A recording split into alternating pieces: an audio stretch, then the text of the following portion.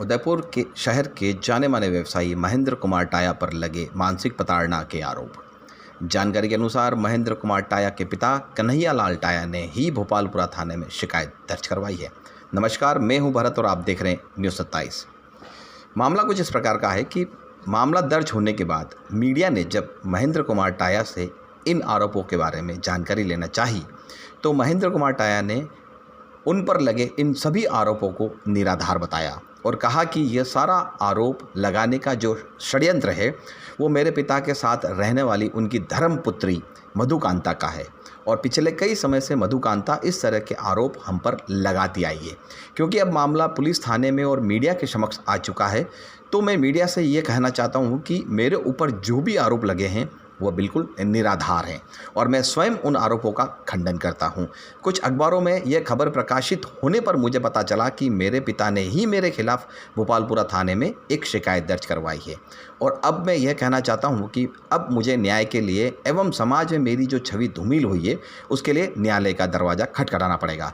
पहले तो मैं ये सोचता था कि यह मेरा पारिवारिक मामला है, मैं इसे परिवार में बैठकर ही सुलझा लूँगा, लेकिन मधुकांता ने इस बार जो मुझ पर आरोप लगाए हैं उससे समाज में मेरी छवि को धूमिल हुई है और साथ ही अखबारों में जिस तरह से खबरें आई हैं उससे मेरी समाज में छवि धूमिल होने लगी है। अब मैं न्यायालय की शरण लूँगा और सच सामने लाने का प्रयास करूँगा। चलिए आपको भी सुनवाते हैं क्या कुछ कहा महेंद्र कुमार टाया ने। मैं पहले तो मेरा परिचय दे दूं। मैं महेंद्र कुमार टाया, वर्तमान में मैं रोटरी क्लब उदयपुर का अध्यक्ष हूं। इससे पूर्व 97-98 में भी मैं रोटरी क्लब उदयपुर का अध्यक्ष रहा हुआ हूं। समाज में मेरी बहुत अच्छी प्रतिष्ठा है और ये जो सब कुछ किया गया है ये सिर्फ मेरी प्रतिष्ठा को धूमिल करने का प्रयास है। मैं अभी दिगंबर जैन ईसा नरसिंहपुरा तेरापन समाज का अध्यक्ष भी हूँ। मैं 2014 से लगा के 2015 13-14 Udaipur chamber of commerce and industries का प्रेसिडेंट भी रहा हुआ हूँ और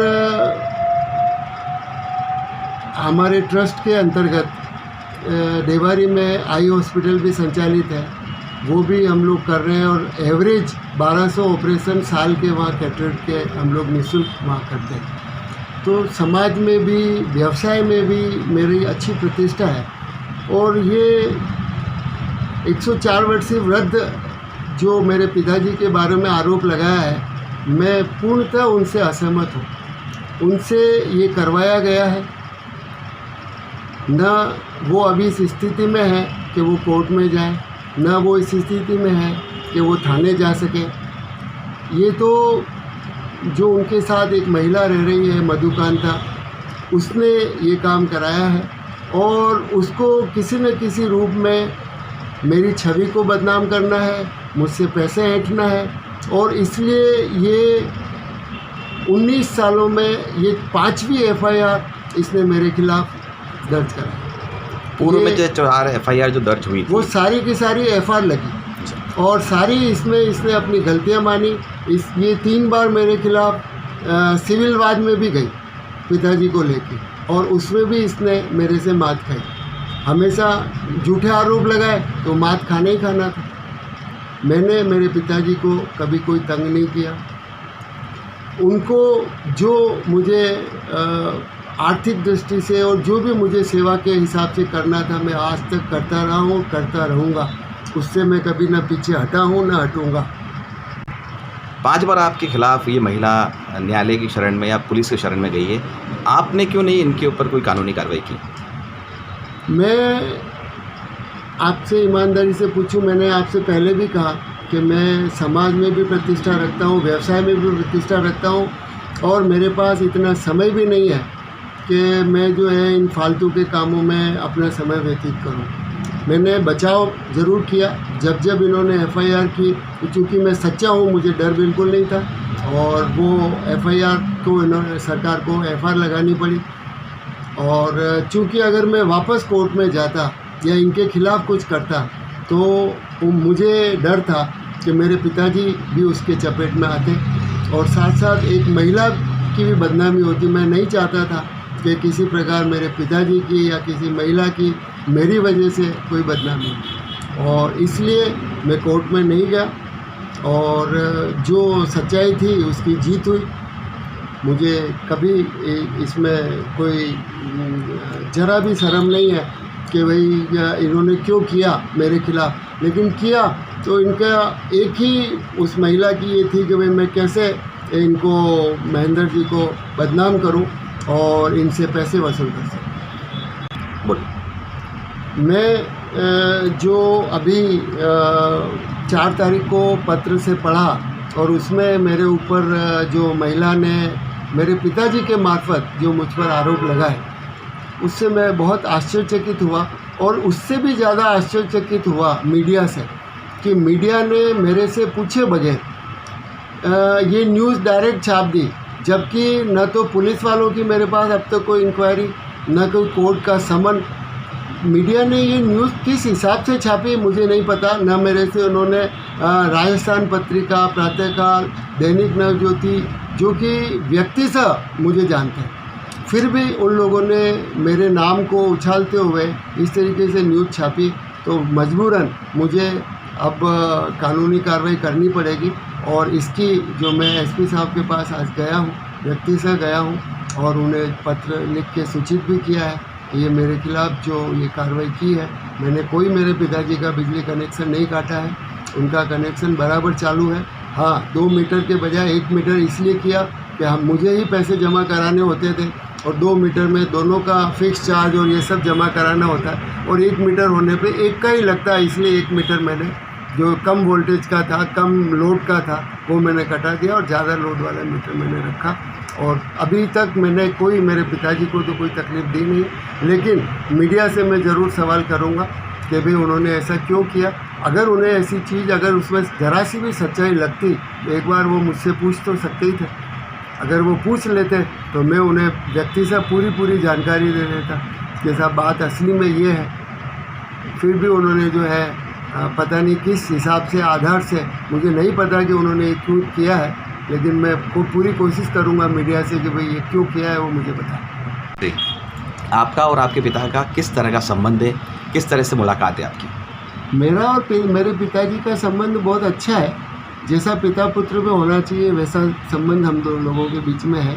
हाँ, ये ज़रूर है कि जैसा कि हर घर में होता है, पिताजी नीचे रहते हैं, मैं ऊपर वाले में साथ में रहता हूँ। और मधुकांता एज ए सेवादार उनको रखा हुआ है, वो पिताजी के साथ देख रेख करती है। वो रोज़ाना सुबह मंदिर ले जाती है, मैं भी मंदिर जाता हूँ। जब भी मंदिर में या रास्ते में मुलाकात होती है तो मैं आशीर्वाद लेता हूँ और वो खुश मन से आशीर्वाद देते हैं। इसके अलावा पिताजी जब भी हमारे समाज में कोई मृत्यु होती है तो अधिकतर में शांति पाठ मेरे पिताजी ही किया करते हैं। तो तब मैं भी वहाँ होता हूँ, क्योंकि मैं समाज का अध्यक्ष हूँ, तो मैं भी वहाँ होता हूँ और वो भी होते हैं। तब भी आम लोगों को भी आप अगर चाहें, किसी से, समाज के लोगों से, मेरे पड़ोसी से, मेरे जो टाया भवन में लोग रह रहे हैं उनसे, मेरे परिवार के लोग जो रह रहे हैं, मेरे छोटे भाई, उनसे, छोटे भाइयों के बच्चे, मेरे भतीजे के वाइफ, बच्चे, उनसे किसी से भी पूछे तो ये चीज़ें बिना पूछे और किसी एक महिला की जानकारी देने से, और चूँकि ये बात तो जग जाहिर है कि आज पिताजी 104 साल की उम्र है, तो 100 वर्ष के बाद यूँ भी मतलब याददाश्त में सबके किसी के कमज़ोरी आती है। तो उस समय जो उनके साथ रहता है और वो जैसा बोलता है वैसे उस पर वो दस्तखत तो कर सकते हैं, इसमें कोई बात नहीं है। तो ये चीज़ हो सकता है कि मधुकांता ने उनको कुछ बहकाया हो और उन्होंने दस्तखत कर दिया हो, लेकिन आमने सामने अगर पिताजी मेरे सामने बैठेंगे तो वो मुझसे कभी भी नाराज़ ना हुए हैं ना होंगे। मधुकांता नाम की जो महिला आपके पिताजी की जो सेवा पूजा कर रही हैं, पिछले कितने समय से हैं और किस तरह का रिलेशन है उनका, और आपसे कैसा रिलेशन है? मधुकांता हमारी जो एक फैमिली ट्रस्ट है, शिवलाल मोहनलाल टाया चैरिटेबल ट्रस्ट, उसके अंतर्गत हम एक महिला आश्रम चलाते रहे अशोक नगर में, रोड नंबर 3 पर, 303 अशोक नगर।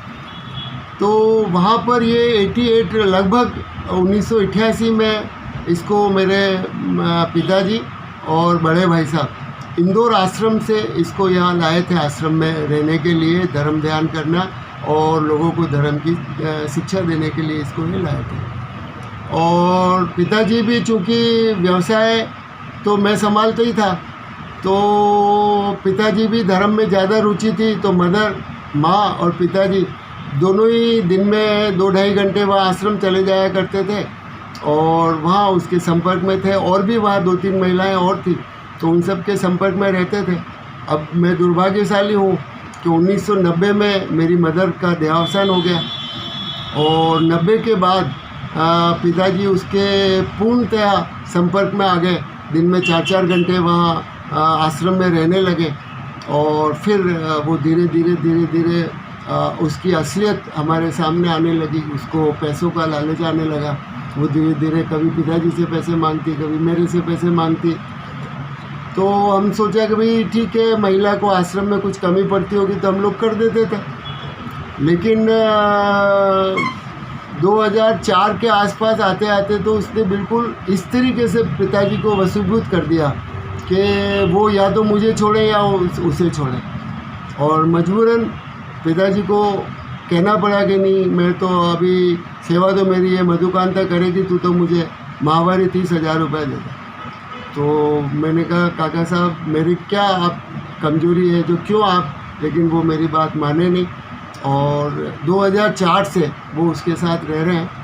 और लेकिन मैंने कभी उनको अपना पिता मानने से नहीं किया, लेकिन वो उनको हमेशा थोड़ा थोड़ा भड़काती रही, करती रही। जब जब उसको पैसे की ज़रूरत होती तो वो कुछ न कुछ पिताजी से किसी कागजों पे दस्तखत करा के मुझे कहती। मेरी जो मकान, पिताजी का मकान था, वो भी उन्होंने कहा कि भाई ये मैं आपको गिफ्ट करवा देती हूँ, मुझे 12 लाख रुपए दो। उनको कोई प्लॉट कोटा में लेना था।